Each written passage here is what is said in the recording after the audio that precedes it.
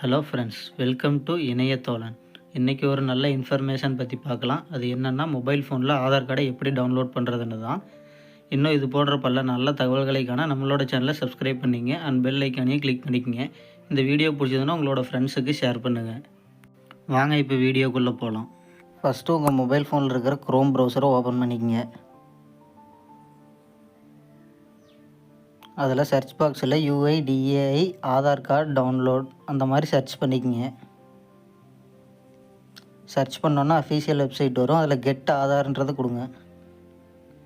அதில் ஸ்க்ரோல் பண்ணிங்கன்னா download Aadhaar click பண்ணிங்கன்னா மறுபடியும் ஸ்க்ரோல் பண்ணிங்கன்னா அதில் டவுன்லோட் ஆதார்னு ஒரு ஆப்ஷன் இருக்கும். அதை கிளிக் பண்ணிக்கங்க. அதில் உங்களோட 12 டிஜிட் ஆதார் நம்பரை கரெக்டாக பார்த்து டைப் பண்ணிக்கங்க.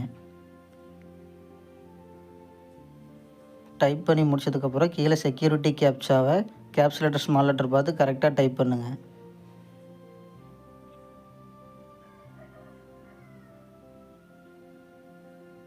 டைப் பண்ணி முடிச்சுட்டு சென்ட் OTP கொடுத்தீங்கன்னா உங்களோட ஆதார் கார்டு ரெஜிஸ்டர் ஆகிருக்க ஃபோன் நம்பருக்கு ஒரு OTP வரும்.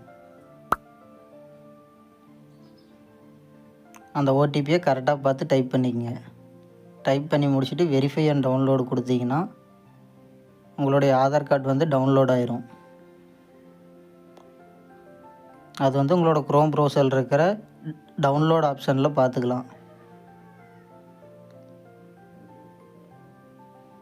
நீங்கள் டவுன்லோட் பண்ண ஆதார் கார்டை வந்து உங்களோட PDFல ஓப்பன் பண்ணுறதுக்கு வந்து பாஸ்வேர்டு கேட்கும்.